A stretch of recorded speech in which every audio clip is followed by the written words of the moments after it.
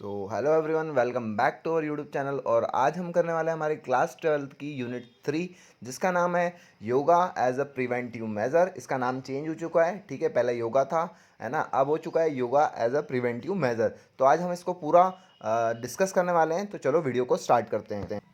ये हमारी unit contents, जिसमें दे रखा है obesity, diabetes, asthma, hypertension, back pain, है ना। ये सब प्रॉब्लम्स क्या होती हैं और इसके लिए, इसको सही करने के लिए कौन कौन से आसन परफॉर्म किए जाते हैं, क्या कॉन्ट्रडिक्शन फॉलो करना है, ये सब चीज़ें हम देखने वाले हैं। और ये बिल्कुल लेटेस्ट सिलेबस के हिसाब से है, जो कि है 2024-25 रिलेटेड।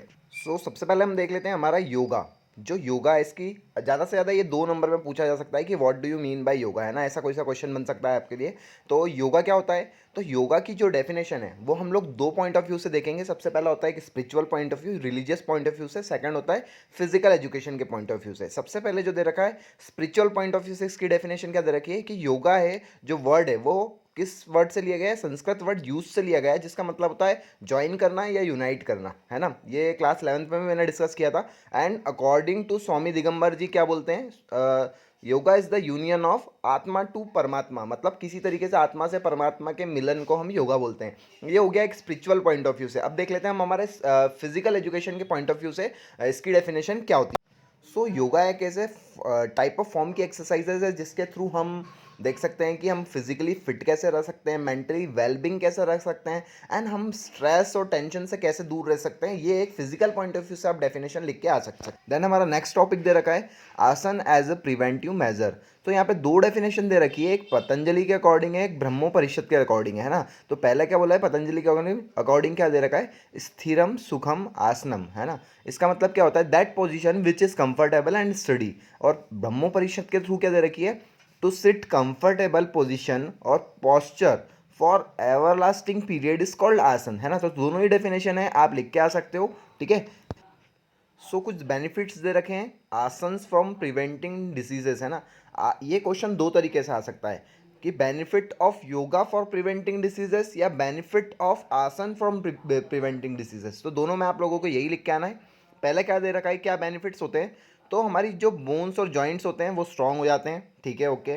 देन दे रखा है हमको हमारी जो मसल्स हैं, है ना, बॉडी की, वो स्ट्रॉन्गर होती है। उनकी जो मसल्स हैं वो इंक्रीज भी हो जाती है। हमारा ब्लड सर्कुलेशन जो रहता है वो अच्छा होता है, ब्लड प्रेशर नॉर्मलाइज रहता है, स्टेबलाइज रहता है हमेशा, है ना। हमारा डाइजेस्टिव सिस्टम है वो अच्छा हो जाता है कहीं ना कहीं से, हम जब भी योगा परफॉर्म करते हैं, है ना। एंड देन हम योगा परफॉर्म करते हैं तो हमारा जो नर्वस सिस्टम है ना, नर्वस सिस्टम भी बहुत इंप्रूव होता है, ठीक है। और कहीं ना कहीं न्यूरोमस्कुलर कोऑर्डिनेशन भी ज़्यादा इंप्रूव होने लग जाता है, ठीक है। एंड देन क्या होता है? तो हमारा जो इम्यून सिस्टम है ना, वो भी बेटर होता है। और क्या बोल सकते हैं हम कि यार हमारा जो एक्सीलेटरी सिस्टम है वो भी बहुत अच्छा हो जाता है। अब तुम ज़्यादा जज्बाती मत हो ना। एक्सीलेटरी सिस्टम मतलब ऐसा नहीं है कि आप लोग यार 20 गुलाब जामुन खा के कहीं पे आ गए, तो आपको पता है एक्सीलेटरी सिस्टम थोड़ा सा बिगड़ जाता है, ठीक है।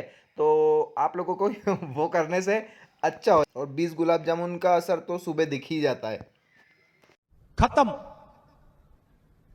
देन और क्या हो सकता है? हमारा इम्यून सिस्टम सुधरता है, ठीक है। और गुड फिजिक बनी रहती है। इम्यून सिस्टम से रिलेटेड याद आया मेरे को, कोविड के टाइम पे इम्यून बूस्टर करके एक मैगजीन बूस्टर आता था, ठीक है, जिसके थ्रू लोग इम्यून बढ़ाते थे। तो आप लोग योगा करते हो तो वैसे ही आप लोगों का कोई सी भी एक्सरसाइज करते हो या फिजिकल कुछ भी चीज़ करते हो आप लोग, तो आपका इम्यून सिस्टम सुधरता है। तो इन चीज़ों को करते रहना चाहिए, ठीक है। यही सब बेनिफिट्स होते हैं इसके, ठीक है।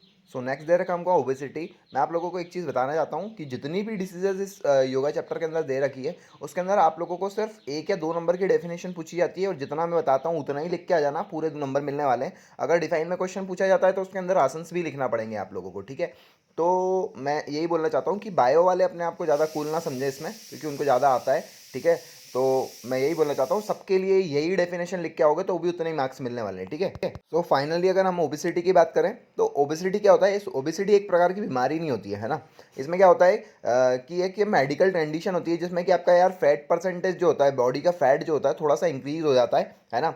और अगर हम इसको साइंटिफिक लेवल पर चेक करना चाहें तो, है ना, बीएमआई के अकॉर्डिंग अगर बताया जाता है कि आपको आपका 29 से ज़्यादा मेजरमेंट आ रहा है ना, बीएमआई के अकॉर्डिंग बॉडी फैट परसेंटेज आ रहा है, दैट मीन्स आप लोग ओबेस कैटेगरी में जा रहे हो, अदरवाइज नहीं जा रहे हो, ठीक है। तो वो एक कंडीशन होती है, उसको भी करने के लिए कुछ फिजिकल्स कर सकते हैं हम लोग। और बीएमआई एक ऐसी चीज़ है जिसके थ्रू आप अपना obesity level, fat percentage check कर सकते हो। तो मैंने कुछ ग्राफ डाला है, आप लोग इमेज के थ्रू देख सकते हो, ठीक है। सो नेक्स्ट दे रखा है हमको कि ओबेसिटी के लिए कौन कौन से आसन करने पड़ते हैं। तो उसके लिए सबसे पहले दे रखा है हमारे पास ताड़ासन, है ना। तो ताड़ासन कैसे किया जाता है, कैसे परफॉर्म किया जाता है, उसका कुछ प्रोसीजर लिखने की ज़रूरत नहीं है। आप लोगों को पता होगा कि ताड़ासन ये स्टेप से दिख रहा होगा आप लोगों को किस तरीके से परफॉर्म किया जाता है। पर हाँ, एक चीज़ मैं बताना चाहता हूँ कि ताड़ासन के अंदर आप लोगों को जो मॉडर्न योगा है और हाथा योगा है उसके अंदर इस चीज़ को डिस्क्राइब किया गया है, इस आसन को डिस्क्राइब किया गया है, ठीक है। क्या बेनिफिट्स होते हैं ताड़ासन से। सबसे पहले तो सबसे मेन बेनिफिट इसका होता है कि ये हाइट इंक्रीज करता है एंड देन हमारी बॉडी की स्ट्रेंथ बढ़ाता है, हमारे मसल्स को रिलैक्स करता है, हमारे पॉस्चर को सही करता है, और जिन लोगों को फ्लेक्सिबिलिटी प्रॉब्लम होती है वो सही करता है, फ्लैट फुट की प्रॉब्लम होती है वो भी ये सही करता है। एंड मेन इंपॉर्टेंट है कि ये ओबेसिटी कैटेगरी के अंदर आता है, तो हमारे एब्डोमिनल साइड अगर हमको बेली फैट या कुछ चीज़ रिलेती है उसको भी दूर करता है, ठीक है। नेक्स्ट दे रखा है हमको कटी चक्रासन। तो कटी चक्रासन किस तरीके से परफॉर्म किया जाता है, तो आपको इमेज के थ्रू दिख रहा होगा कि अपने दोनों हाथ जो हैं, है ना, उसको इस तरीके से बैंड कर लिया जाता है, इस साइड राइट साइड या लेफ्ट साइड, है ना। और इसको कंसीडर किया गया है ओबेसिटी के अंदर, ये याद रखना, है ना। इसको वेस्ट रोटेटिंग आसन भी बोलते हैं, है ना। इसके क्या बेनिफिट्स होते हैं, तो सबसे पहले तो ये वेस्ट इसमें इन्वॉल्व होती है, तो स्ट्रेंथ प्रोवाइड करता है वेस्ट के अंदर, है ना। और वहाँ का बेली फैट है वो भी कम करता है। एंड देन क्या हो सकता है, लोअर बैक प्रॉब्लम जिसको होती है वो सही करता है। इसके अंदर नेक मसल भी इन्वॉल्व हो रही है, तो नेक मसल को भी इन्वॉल्व करेगा ये, है ना, उसको भी सही करेगा। कहीं ना कहीं हमारी स्पाइन इन्वॉल्व हो रही है, तो हमारी फ्लेक्सिबिलिटी और स्पाइन को सही करेगा ये, है ना। हमारे शोल्डर, वेस्ट, बैक, हिप सबको कहीं ना कहीं ये सही करता है, इनमें इफिशियंसी लाता है। तो आप लोग जैसा कि आसन परफॉर्म करते हैं तो आप लोग मन से भी लिख कर आ सकते हैं कि यार इसमें कौन कौन सी मसल इन्वॉल्व हो रही हैं, है ना। तो उन सब चीज़ों को ये, उन मसल्स को ये फ़ायदा करता होगा, ठीक है। तो इस तरीके से मन से भी लिख के आ सकते हैं आप लोग। देन नेक्स्ट हमको दे रखा है पवन मुक्तासन। नाम से ही पता चल रहा है पवन मुक्तासन, ठीक है। तो इसके क्या बेनिफिट होते हैं, इसको कैसे परफॉर्म करते हैं, तो जैसा आप लोग इमेज में दिख रहा होगा कुछ इस तरीके से पाँव को स्ट्रेच कर लिया जाता है अपने स्टमक के ऊपर, एंड देन करते हैं इसको, है ना। इसको विंड लिविंग पोज भी बोलते हैं। अरे यार इसके क्या फ़ायदे होते हैं, तो स्वाभाविक सी बात है इसके फ़ायदे क्या होते होंगे, कहीं ना कहीं ये बैक इन्वॉल्व हो रही है तो बैक को सही करता होगा।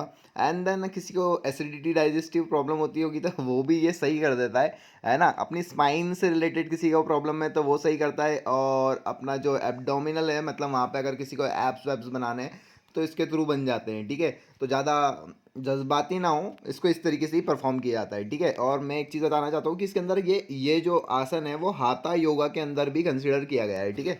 नेक्स्ट हमको दे रखा है मत्स्य आसन। तो इसको फिश पॉस्चर भी बोलते हैं। सबसे पहले तो ये याद रखो, इसको परफॉर्म करना थोड़ा सा टफ होता है। पहले आपको पद्मासन वाली पोजीशन लेनी है ना, मतलब पूरे पाँव हल्की पालकी वाली जो पद्मासन वाली होती है वो ले लेनी है, और अपने पूरे बैक के बल लेट जाना है ना। और सिर के नीचे दोनों हाथ को इस तरीके से रख लेना है जैसा कि इसमें करा हुआ है ना, ये कि जैसे परफॉर्म कर रही है, ठीक है। तो ये काय में आपकी बेनिफिशियल होता होगा, स्वाभाविक सी बात है। तो इसको करने से क्या क्या बेनिफिशियल होता है, तो सबसे पहले तो आपकी स्पाइन इन्वॉल्व होती है, तो स्पाइन को ये सही करता है, कहीं ना कहीं आपकी फ्लेक्सिबिलिटी बना के रखता है, एब्डोमिनल मसल और पेल्विक मसल को ज़्यादा अच्छा करता है, इंप्रूव करता है ना। और क्या कर सकता है ये, तो ठीक है, आपके शोल्डर इन्वॉल्व हो रहे हैं इसके अंदर, है ना, तो शोल्डर के पोस्चर को सही करता है, ठीक है। एंड मेन इंपॉर्टेंट थी कि यार जो वुमेन्स को प्रॉब्लम होती है, मेंस्ट्रुअल प्रॉब्लम होती है ना, डिसफंक्शंस की, उसको बिल्कुल सही कर देता है ये, ठीक है। तो ये सब चीज़ें कुछ इसके बेनिफिशियल्स हैं, तो इसको करना थोड़ा सा डिफिकल्ट होता है। ये जरूर लिख के आना कि ये फिश पॉस्चर होता है ना, इसको इस तरीके से परफॉर्म किया।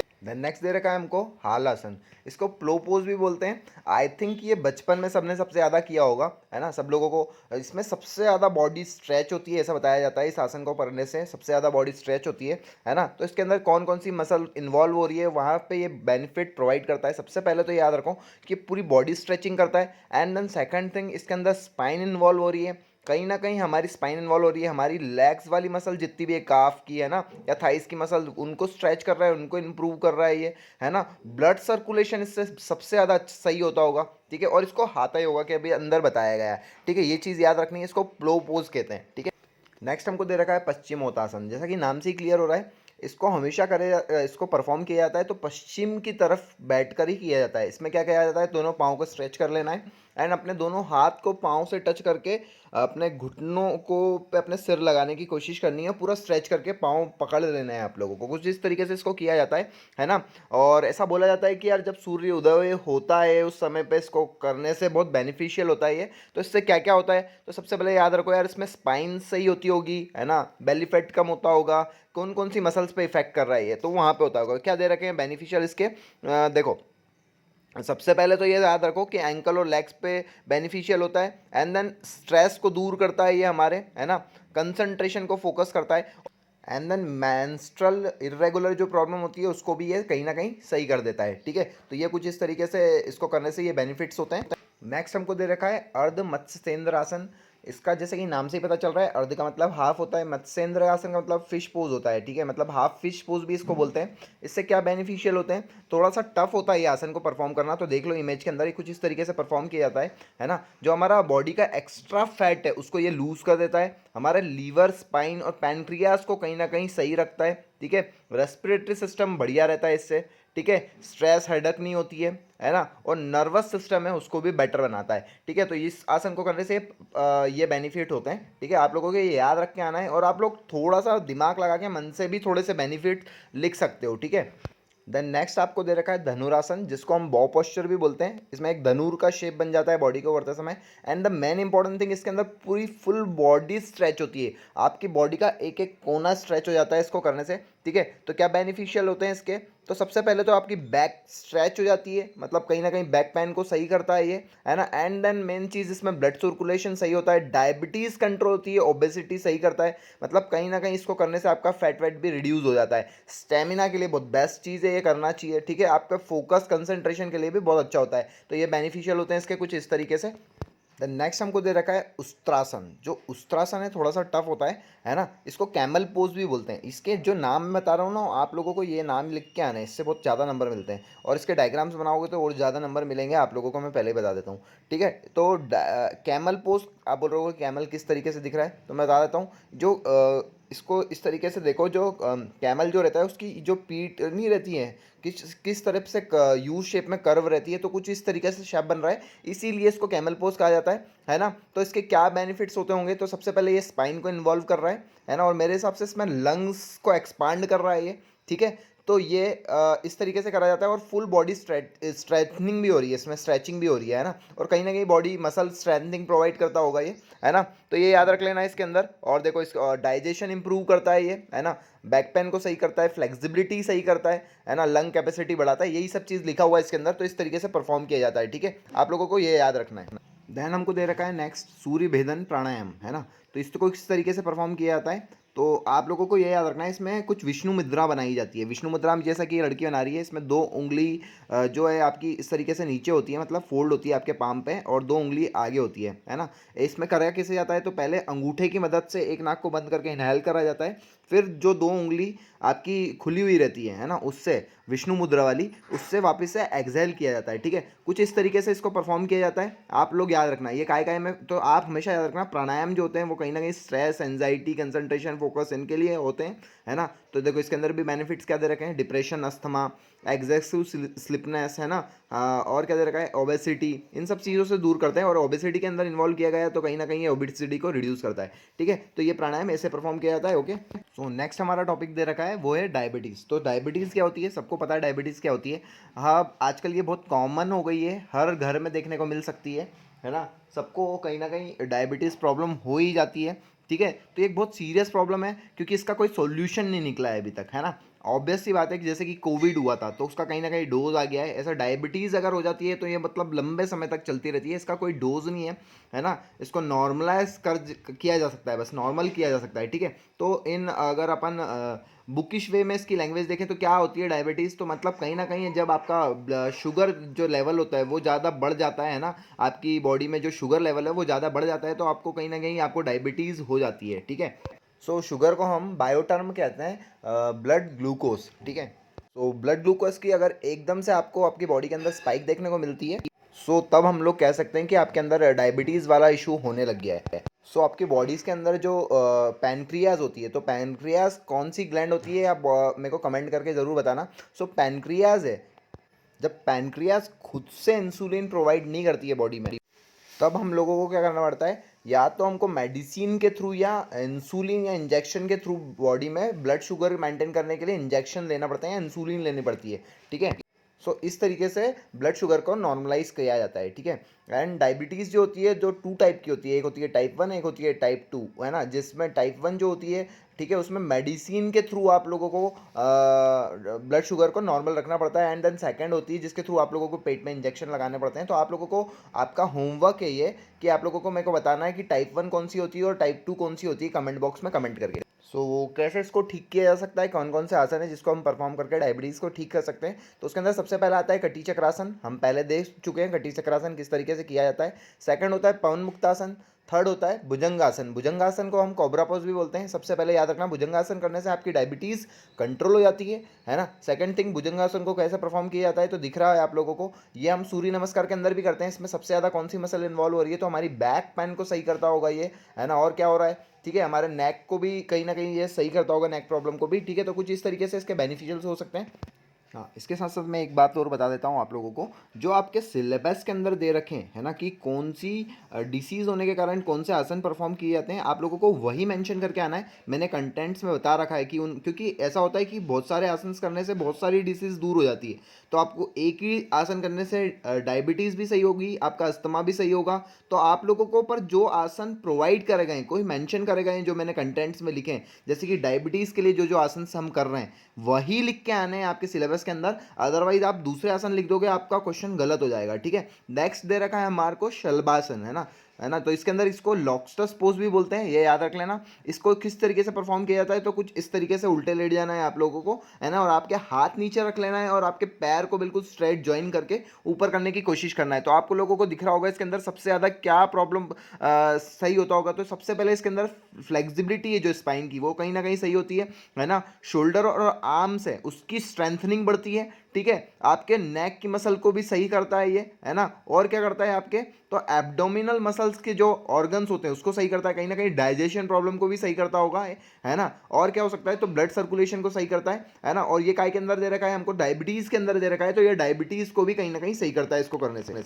नेक्स्ट हमको दे रखा है धनुरासन। तो धनुरासन हम पहले समझ चुके हैं, वो भी उसके अंदर समझ चुके हैं हम, ठीक है। उसके बाद दे रखा है पश्चिमोत्तासन। तो पश्चिमोत्तासन को भी हम समझ चुके हैं, उसके बेनिफिट समझ सकते हैं, है ना। थर्ड हमको दे रखा है स्तूप वज्रासन। तो इसको कैसे परफॉर्म किया जाता है, तो कुछ इस तरीके से इमेज दे रखी है मैंने, आप लोगों को देख लीजिए। कुछ इस तरीके से आप लोगों को स्तूप वज्रासन करना है। आप लोगों को कंफ्यूज नहीं होना है, मत्स्यासन अलग है, स्तूप वज्रासन अलग है, दोनों एक जैसे दिखते हैं पर अलग अलग है, ठीक है। इसको क्या बोलते हैं, इसको स्लीपिंग थंडरबोल्ट पोज भी बोलते हैं, है ना। क्योंकि कहीं ना कहीं ये स्तूप की तरह बन जाता है करने के बाद, पूरा परफॉर्म करने के बाद, ठीक है। कहीं ना कहीं ये हाथ से दिखा रहा है ना, स्तूप बन जाता है, ठीक है। तो इससे क्या क्या फायदे होते हैं, तो डाइजेशन इंप्रूव करता है ये हमारा, है ना। स्लीपिंग डिसऑर्डर होती है जिन लोगों को, उसको सही करता है ना। मेंस्ट्रुअल जो प्रॉब्लम होती है ना वुमेन्स को, वो सही करता है, उसके पेन को सही करता है। एंड देन अपने जो अपर चेस्ट है उसकी एक्सपांड करता है, अपर चेस्ट को ज़्यादा से ज़्यादा, ठीक है। मतलब जिसको यार चेस्ट वेस्ट बनाना है वो लोग कर सकते हैं। रेस्पिरेटरी सिस्टम में फ़ायदा करता है, ठीक है। तो इस तरीके से ये फ़ायदा देता है। और डायबिटीज़ के अंदर दे रखा है, तो डायबिटीज़ भी कहीं ना कहीं कंट्रोल करता है ये,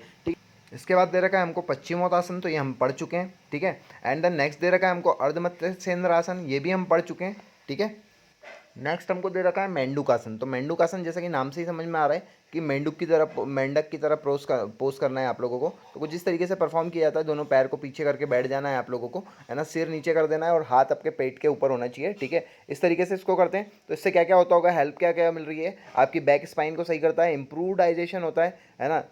relieve leg knees and ankle pain को दूर करता होगा। डायबिटीज़ के लिए दे रखा है, तो डायबिटीज़ को कंट्रोल करता है, ठीक है। किडनी एंड लीवर फंक्शनिंग को भी सही करता है, स्ट्रेस एंजाइटी को भी सही करता है। मैं आप लोगों को बार बार बोल रहा हूँ, जोन से आसन जिस डिसीज़ के अंदर दे रखे हैं उसमें वो आसन लिख के आना। आप लोग अलग अलग लिख के आ जाओगे अपने मन से, तो आप लोगों के नंबर कट सकते हैं, ठीक है। हाँ, एक और बात, इसको फ्रॉक पोज भी कहते हैं और इसको हाथा योगा के अंदर कंसीडर किया गया है। ये लोग याद रखना आप लोग, ये सब जो जिसके अंदर इसको कंसीडर किया गया है वो लिख के आना पड़ता। नेक्स्ट हमको दे रखा है गोमुखासन। जैसा कि नाम से ही समझ में आ रहा है, काऊ पोज बोलते हैं इसको, गऊ की तरह मुख होना, है ना। तो मेरे को कहीं से समझ में नहीं आता है कि इसमें ये जो पोस्चर होता है ये कहाँ से गौ माता की तरह दिखता है, ठीक है। आज तक मेरे को समझ में नहीं आता है, अगर आपको समझ में आता है तो मेरे को कमेंट करके ज़रूर बताना, है ना। तो ये क्या क्या प्रॉब्लम सही करता है, तो ये सैलेटिका करके एक बीमारी होती है उसको सही करता है। ब्लड प्रेशर जिनको हाई होता है उसका कंट्रोल करता है, ठीक है। शोल्डर फ्रोजन कर देता है कहीं ना कहीं, है ना। और बैड पॉस्चर रहता है किसी का, तो बैड पॉस्चर को सही पॉस्चर में कन्वर्ट कर देता है। एंजाइटी स्ट्रेस को दूर करता है, किडनीज में हेल्प करता है, डाइजेशन में हेल्प करता है ना। और क्या बोल सकते हैं हम, तो ये कहीं ना कहीं ब्लड सर्कुलेशन को भी सही करता है। और डायबिटीज़ के अंदर देखा है तो डायबिटीज़ को कंट्रोल करता है। आप लोग ये लिख के आ जा रहे हैं।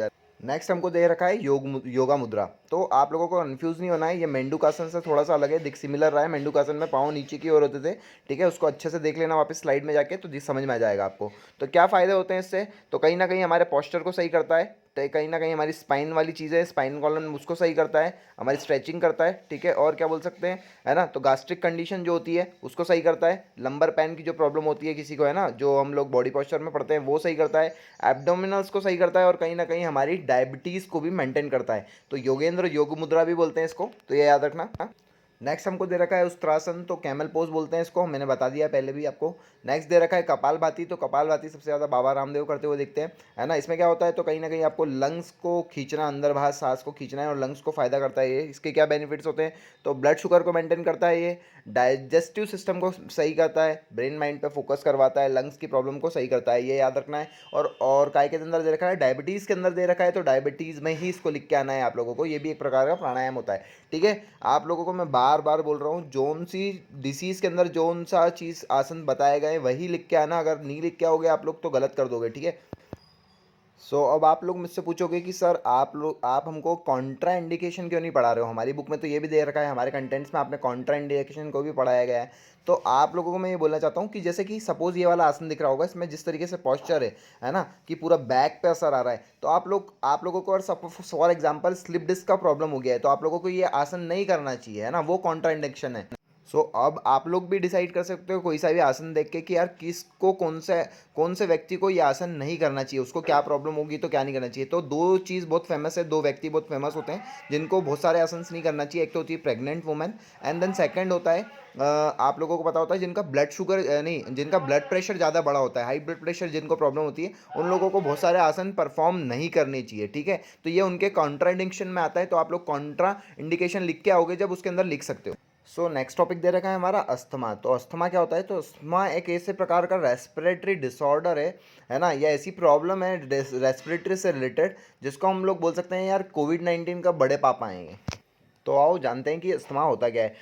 अस्थमा वाले जो पेशेंट होते हैं उन लोगों को सबसे ज़्यादा सांस लेने में तकलीफ होने लग जाती है।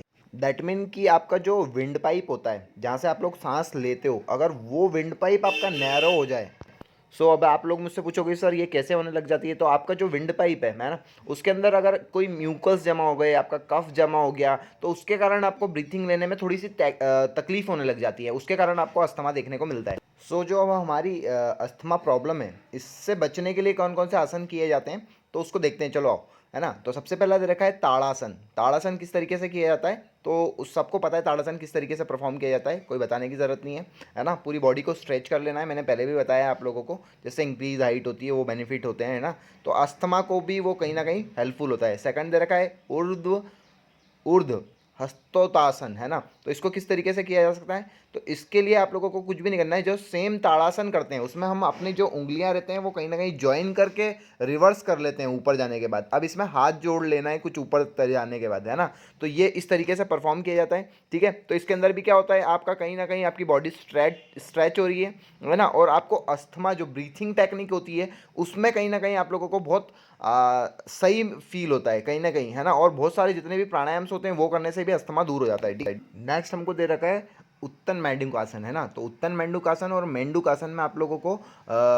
कंफ्यूज नहीं होना है, दोनों में ज़मीन आसमान का फ़र्क है। मेंडूकासन पूरा नीचे डाउन करके सिर नीचे ज़मीन पर लगा के करा जाता है, और इसमें कुछ इस तरीके से फ्रॉग पोजीशन ली जाती है खड़े खड़े, ठीक है ना। तो ये क्या करता है, तो आपकी याद रखना सबसे पहले तो आपकी अपर बॉडी की और लोअर बॉडी की बैक पेन है उसको सही करता है ना। सेकंड थिंग पूरी बॉडी स्ट्रेच करता है, और कहीं ना कहीं अस्थमा को हेल्पफुल है ना। और क्या करता है, आपकी लंग कैपेसिटी को बढ़ा जाता है, एक्सपांड कर देता है, ठीक है। आपके हिप जॉइंट से उसको सही करता है, स्ट्रेस और एंजाइटी से दूर भी करता है। तो ये याद रखना है, कुछ इस तरीके से बेनिफिट्स आप लोग को लिख के आने पड़ते हैं, और नाम याद होना चाहिए आप लोगों को, और किस तरीके से परफॉर्म किया जाता है और कौन सी डिसीज़ में आता है वो ये आसन, ये याद रखना बहुत इंपॉर्टेंट है। क्योंकि आसन्स जो हैं वो दो दो तीन तीन डिसीज़ में एक ही आसन आने वाले हैं, है ना। तो आप लोगों को जोन सी डिसीज़ में लिख के आ रहे हो तो सोच समझ के लिख के आना, मैं बार बार आप लोगों को ये बोल रहा हूँ। देन ये ना आसन्स दे रखे हैं आप लोगों को, दिख रहे होंगे, भुजंगासन, धनुरासन, उस्त्रासन, कपालभाति, गोमुखासन। ये हम लोग रीड कर चुके हैं, इनके बेनिफिट्स भी रीड कर चुके हैं, और ये पहले भी डिसीज़ में रिपीट हो चुके हैं, है ना। कुछ डिसीज़ में, कौन सी डिसीज़ थी वो, तो डायबिटीज़ थी, है ना, ओबेसिटी थी, उनके अंदर रिपीट हो चुके हैं। तो आप लोगों को ये याद रखना है, कुछ जो आसन है वो रिपीटिटिव होते हैं, तो इसीलिए बोल रहा हूँ याद रखना, कंटेंट्स में जाके चेक कर लेना मेरे कि कौन से आसन किसके अंदर आ रहे हैं, कौन सी डिसीज़ के अंदर आ रहे हैं, देन टू ही लिख के आना, अदरवाइज मत लिख के आना, नहीं तो मार्क्स कट जाएंगे। देन नेक्स्ट हमको दे रखा है वक्रासन। तो वक्रासन भी अस्थमा में हेल्पफुल होता है। तो वक्रासन किस तरीके से परफॉर्म किया जाता है, तो आप लोगों को इमेज पे दिख रहा होगा। आप लोगों को यहाँ पे कंफ्यूज नहीं होना है, क्योंकि आपको अर्धमत्स्येंद्र आसन की तरह दिख रहा होगा आप लोगों को, पर अर्धमत्स्येंद्र आसन जो है थोड़ा सा अलग किया जाता है। ये थोड़ा सा सिंप्लीफाइड फॉर्म है वक्रासन, जो अर्धमत्स्येंद्र आसन का है, ठीक है। एंड देन इससे क्या बेनिफिट होते हैं, तो वेट लूज में करते हैं, वेट लूज हो जाता है, हार्ट हेल्थ के लिए सही होता है, स्पाइन फ्लेक्सिबिलिटी होती है, एब्डोमिनल ऑर्गन्स के लिए सही होता है, ये नेक पेन ट्रीथ के लिए सही होता है, कैंसर के लिए सही होता है। अब लिखा है रिड्यूस बेली फैट। तो अब आप लोग मेरे से पूछना चाहिए, बेली फैट के लिए अगर सर ये यहाँ पे दे रखा है आसन, तो क्यों नहीं इसको ओबेसिटी के अंदर बताया गया, है ना। ये क्वेश्चन आप लोगों का होना चाहिए, क्योंकि मैं बोल रहा हूँ रिड्यूस बेली फैट सही करता है ना। तो आप लोगों को ये याद रखना है कि यार मैं आप लोगों को वही बता रहा हूँ जो सीबीएसई गाइडलाइंस के थ्रू दे रखे हैं, जो उनसे आसन जिसके अंदर परफॉर्म करने के लिए बताए गए हैं, वही मैं आप लोगों को बार बार बता रहा हूँ, ठीक है। अगर ये दे रखा है कि अस्थमा के अंदर सही कर रहा है, तो आपको अस्थमा के अंदर ही लिख के आना है। ओबेसिटी के अंदर जो आसन बताया है वहाँ पे वही आसन लिख के आना है, ठीक है। और क्या करता है, तो डायबिटीज़ को भी सही करता है। देखो यहाँ पे लिखा है डायबिटीज़, तो डायबिटीज़ के अंदर भी आप लोगों को लिख के आना है। स्ट्रेच मसल, है ना, स्ट्रेच मसल मतलब मसल को भी स्ट्रेच करता है कहीं ना कहीं। तो ये आसन के कुछ बेनिफिट है, ये याद रखना है आपको।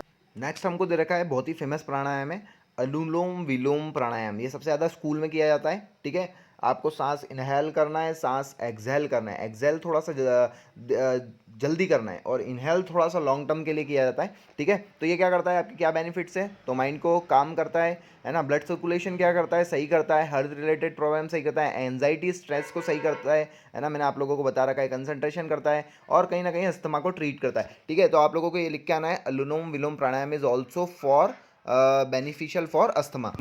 सो नेक्स्ट दे रखा है हमको हाइपरटेंशन। तो हाइपरटेंशन मतलब क्या, बड़े पापा of tension. So finally hypertension क्या होता है, ऐसा मतलब ऐसी प्रॉब्लम होती है जिसमें कहीं ना कहीं आपका ब्लड प्रेशर जो है वो ज़्यादा हो जाता है। आप लोगों ने देखा होगा, जो लोग यार बहुत चिड़चिड़े होते हैं, उन लोगों का ब्लड प्रेशर बहुत ज़्यादा हाई होता है। तो ऐसे लोगों से आप लोगों को बिल्कुल नॉर्मली बात करनी चाहिए। जो लोग बहुत गुस्से होते हैं या चिढ़ जाते हैं कभी भी, तो आप लोगों को पता है कि यार उनको ब्लड प्रेशर की प्रॉब्लम है, तो आप लोगों को उनसे थोड़ी नॉर्मली बात करनी चाहिए, ठीक है। उनको काम डाउन करने की कोशिश करनी चाहिए, ठीक है। तो कुछ स्पेसिफिक वैल्यू होती है ब्लड प्रेशर को नॉर्मल और कंट्रोल करने के लिए। तो आप लोगों को होमवर्क है, वो आप लोगों को मेरे को ब्लड प्रेशर की वैल्यू बतानी है कि जिसमें हाई ब्लड प्रेशर होता है तो कौन सी वैल्यू होती है exact, and then normal blood pressure की कौन सी वैल्यू होती है एग्जैक्ट। तो आप लोगों को इस तरीके से मेरे को बताना है ना। तो आप लोगों को मैं बता देता हूँ कि यार जिन लोगों का ब्लड प्रेशर हाई होता है ना, तो उन लोगों से आपको मैंने बता दिया पहले ही कि आप लोगों को उनसे नॉर्मल बात करनी चाहिए, क्योंकि अगर हम उनसे ज़्यादा हम भी उनसे गुस्से में बात करेंगे या किसी तरीके से करेंगे, तो उनकी जो ब्लड वेसल होती है वो कहीं ना कहीं फट सकती है, जिसके थ्रू उनको ब्रेन एमरेज भी हो सकता है और कोई प्रॉब्लम भी हो सकती है। इसीलिए उनको हमेशा काम डाउन करने की कोशिश करनी चाहिए।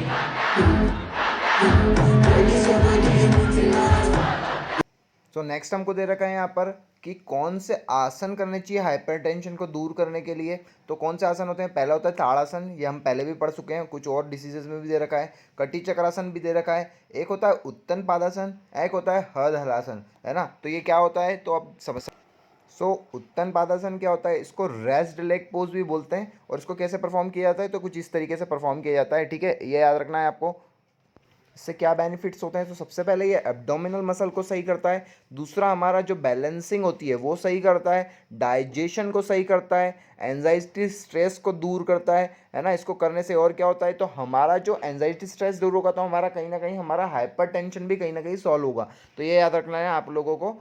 नेक्स्ट हमको दे रखा है अर्ध हालासन। ये क्या होता है भाई, तो इसको हाफ लव पोज भी बोलते हैं, ये याद रखना। इसके क्या बेनिफिट्स होते हैं, तो ये डाइजेशन को सही करता है, ठीक है। ब्लड सर्कुलेशन को मेंटेन करता है, एब्डोमिनल ऑर्गन्स को सही करता है ना। कौन कौन सी मसल इन्वॉल्व हो रही, तो लेग को कहीं ना कहीं स्ट्रेच करने में फायदेमंद होता है। बेली फैट को रिड्यूस करता है ये कहीं ना कहीं, है ना। और हमारी जो गैसेस वाली प्रॉब्लम होती है किसी को, है ना, पाचन क्रिया में प्रॉब्लम होती है, तो उसको भी सही करता है। इसके कॉन्ट्रडिक्शंस क्या दे रखे हैं, तो देखो हार्ट प्रॉब्लम्स वाले लोगों को नहीं करना चाहिए, है ना। सेकंड क्या दे रखा है, प्रेग्नेंट वुमेन को नहीं करना चाहिए। तो मैंने आप लोगों को पहले भी बताया है कि ये दो बहुत जनरल हैं, है ना, प्रेग्नेंट वुमेन और हाई ब्लड प्रेशर वाले लोग बहुत जनरल होते हैं, जिनको कॉन्ट्रडिक्शन सबसे ज़्यादा प्रॉब्लम दिखने को मिल जाती है ना, इनको यहाँ यहाँ बहुत सारी चीज़ें नहीं करनी चाहिए। नेक्स्ट हमको दे रखा है सरल मत्स्यासन। तो जैसा कि नाम से ही क्लियर हो रहा है, इसको भी हम फिश पोज के नाम से ही जाते हैं, पर थोड़ा सा ये डिफरेंट होता है फिश पोज से, है ना। पर इसको मत्स्यासन जो होता है वो और ये सिमिलर ही है कुछ, है ना, पर इसको बोलते हैं सरल मत्स्यासन। इसके क्या फ़ायदे होते हैं, तो आप लोगों को फ़ायदे सुनने से पहले ये याद रख लो कि यार ये हाथा योगा के अंदर कंसीडर किया गया है इसको, ठीक है, सरल मत्स्यासन को। अब देखो यार, आसन परफॉर्म करते हैं कोई सा भी तो हमको पता चल जाता है कि कौन कौन सी चीज़ें इसमें बेनिफिशियल हो सकती है। सबसे पहले यार देखो, स्पाइन पे लोड आ रहा है, स्पाइन प्रॉब्लम को सही करता है, फ्लेक्सिबिलिटी बना के रखता होगा कहीं ना कहीं। हमारी लेग मसल इन्वॉल्व हो रही है तो मतलब लेग को भी सही नहीं करता होगा, नेक इन्वॉल्व हो रही है, नेक पेन को सही करता होगा, है ना। और काय के अंदर दे रखा है, हाइपर टेंशन के अंदर दे रखा है, मतलब कहीं ना कहीं हाइपर टेंशन प्रॉब्लम को सही करता है।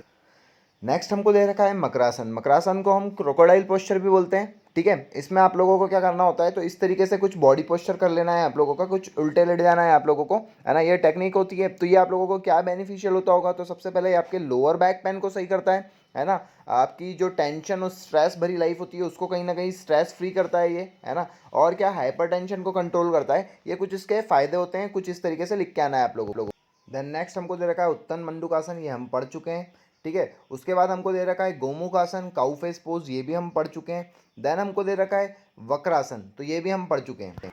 नेक्स्ट हमको दे रखा है शवासन। शवासन बहुत ही अच्छा आसन होता है, मेरा तो फेवरेट होता है, ठीक है। इसके अंदर क्या करना है, बिल्कुल सीधे आपको लेट लेट जाना है, मतलब आपको जो आप जब सोते हो तो कैसे लेट जाते हो वैसे ही लेट जाना है, बिल्कुल। और इसको क्या बोलते हैं, तो इसको कॉर्परस पोज भी बोलते हैं, ये याद रख लेना आप लोग, है ना। इसके नाम आपको एक्सटर्नल याद होने चाहिए, ठीक है। क्या करता है, सबसे पहले रिलैक्स करता है होल बॉडी को, ठीक है। स्ट्रेस, फैटिक, थकान जो रहती है, डिप्रेशन, टेंशन, इनसे सबसे दूर करता है। कंसंट्रेशन फोकस करवाता है ना। इंसोमेनिया से क्योर करता है आप लोगों को, है ना। मसल्स को रिलैक्स करता है, काम माइंड रखता है, मेंटल हेल्थ करता है ना। और मेन इंपॉर्टेंट थिंग क्या है, आपको लोगों को काय के अंदर दिया गया है, हाइपरटेंशन के अंदर दिया है, तो हाइपरटेंशन प्रॉब्लम को भी ये सॉल्व करता है। देन नेक्स्ट हमको दे रखा है शीतली प्राणायाम। तो इसको कूलिंग ब्रीथ भी बोला जाता है, ये याद रख लेना आप लोगों को, क्लास 11th में मैंने पढ़ा रखा है। इसके अंदर भी इनहेल एक्सेल करना रहता है, नाक से इनहेल करते हैं और मुंह से एक्सेल करते हैं आप लोग, है ना। तो इसमें कुछ किस तरीके से परफॉर्म किया जाता है, तो आपको जीभ जो होती है आपकी बाहर निकालना है, उसमें ओ शेप बनना चाहिए, और आपको इनहेल करना है और एक्सहेल करना है आप लोगों को, ठीक है। नाक से इनहेल, और इससे आपको कोल्ड कफ वाली बीमारी दूर हो जाती है, आपका हाइपर टेंशन कंट्रोल होता है कहीं ना कहीं, और जो टेंशन स्ट्रेस रहता है वो कहीं ना कहीं दूर होता है, एंजाइटी दूर होती है। तो ये लिख के आ जाना इसके बेनिफिट्स के अंदर आप लोग, ठीक है।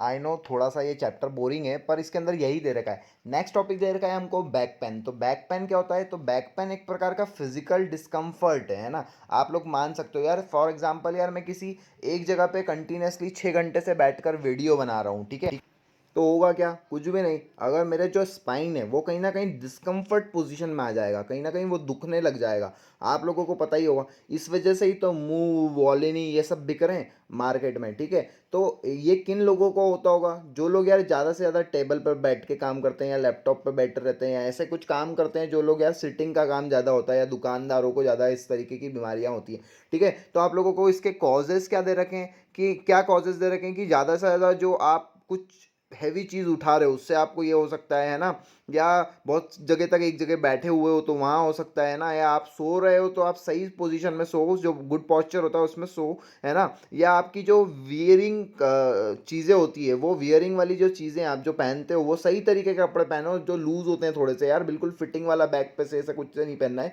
अदरवाइज आपको बैक पेन प्रॉब्लम देखने को मिल सकती है, ठीक है। तो इसको भी क्योर करने के लिए, इसको प्रिवेंट करने के लिए कुछ आसन्स बताए गए हैं योगा के अंदर। सो ये कुछ आसन हैं जिनको बैक पेन सही करने के लिए किया जाता है। वो होता है पहला अर्ध चक्रासन, फिर होता है भद्रासन, ताड़ासन, उष्ट्रासन, वक्रासन, सरल मत्स्यासन और गोमुखासन। इनमें से कुछ आसन ऐसे हैं जो हम पहले से देख चुके हैं तो हम उनको नहीं देखेंगे, और जो आसन नए हैं हम उनको देखने वाले हैं। मैं आप लोगों को बार बार बोल रहा हूँ कि जो आप लोगों को डिसीज़ है उसके अंदर आपके टॉपिक के अंदर जो आसन दे रखे हैं, जो मैंने पढ़ाए हैं टॉपिक वाइज, उन्हीं को लिख के आना। आप थोड़े रिपीट होते हैं तो उसके चक्कर में ये नहीं कि गलत आसन कहीं लिख के आ जाओ जिसकी वजह से आपके मार्क्स कट जाएं, ठीक है। तो ये चीज़ का ध्यान रखना, और कुछ भी नहीं है इस चैप्टर में, बस यही सब दे रखा है, ठीक है। तो देखते हैं नए आसन कौन से दे रखे हैं। तो देखो, सबसे पहला दे रखा है अर्ध चक्रासन। अर्ध चक्रासन क्या होता है? एक फुल चक्रासन होता है जिसमें पूरी बॉडी बेंडिंग हो जाती है पीछे की ओर। इसको हाफ व्हील पोज भी करते हैं, पर ये थोड़ा सा दिखने में आसान होता है, करने में बहुत मुश्किल होता है क्योंकि इसमें बैक को पूरा पीछे करना पड़ता है, ठीक है ना। और इसको 20 सेकंड तक होल्ड करने से आपकी कहीं ना कहीं बैक प्रॉब्लम सही हो जाती है। इसके बेनिफिट्स क्या है? तो यार पूरी स्ट्रेच होती है बॉडी, फर्स्ट अपर बॉडी जो पूरी स्ट्रेच होती है, कहीं ना कहीं बैक जो आपकी बैक पेन होता है वो कहीं ना कहीं सही हो जाता है, ठीक है। ये याद रखना है आप लोगों को, है ना। और अब इसके कॉन्ट्रडिक्शन क्या बन सकते हैं तो आप खुद देखो इसके कॉन्ट्रडिक्शन क्या बन सकते हैं। तो यार जैसे कि इसमें सबसे ज़्यादा कौन सी स्ट्रेंथनिंग लग रही है, तो अपर बॉडी की जो शोल्डर वाली पार्ट है वहाँ से एल्बो वाली पार्ट है, उन लोगों को अगर किसी लोगों को जिसका शोल्डर या एल्बो वाली चीज़ में तकलीफ है, बैक पेन, उसमें कुछ पैनिंग है ना, तो उन लोगों को इसका कॉन्ट्रडिक्शन में आएंगे वो लोग, उनको ये चीज़ नहीं करनी चाहिए। तो ये होता है कॉन्ट्रडिक्शन, तो आप लोगों को ये याद रखना है, ठीक है। सो नेक्स्ट हमको दे रखा है भद्रासन। भद्रासन क्या होता है? तो इसको याद रखना है, इसका एक और नाम होता है, इसको बोलते हैं बटरफ्लाई पोज। ये याद रखना है आप लोगों को। कुछ इस तरीके से पद्मासन वाली पोजीशन में लेना है, दोनों पाँव को हाथ से पकड़ लेना है और इस तरीके से परफॉर्म करना है। तो इससे क्या होता है? इससे किडनी प्रॉब्लम सॉल्व हो जाती है आप लोगों की। ब्रीथिंग डिसऑर्डर जिन लोगों को होता है वो कहीं ना कहीं सही हो जाता है, ठीक है। और जो आपका बैक पेन है वो कहीं ना कहीं सही होता है, क्योंकि इसके अंदर दे रखा है, बैक पेन के अंदर मेरे को लग तो नहीं रहा है पर बैक पेन के अंदर दे रखा है, मतलब होता ही होगा सही, ठीक है। और क्या होता है? माइंड फोकस और रिलैक्स्ड फील होता है, लेग स्ट्रेंथ होते हैं, है ना, थाई स्ट्रेंथ हो जाती है आपकी, कहीं ना कहीं फ्लेक्सिबिलिटी आती है आपके अंदर, है ना। तो ये सब याद चीज़ें होती है, इसके कुछ बेनिफिशियल्स हैं। तो इस चैप्टर के अंदर यही सब दे रखा है। आई थिंक आप लोगों को सारा समझ में आ गया होगा, और आप लोगों को इस तरीके आसन लिख के आने ही पड़ेंगे इन एग्जाम, तो ही आपको मार्क्स मिलने वाले हैं। आपको डिसीजेस की तो क्या है, 2-2 नंबर की डेफिनेशन आती है, जो मैंने समझाई है वही लिख के आ जाना, आप लोगों को फुल ऑन फुल मार्क्स मिलने वाले हैं। तो आई होप आप लोगों को पूरे तरीके से चैप्टर समझ में आ गया है। मिलते हैं नेक्स्ट वीडियो के लिए, तब तक के लिए टेक केयर, बाय बाय।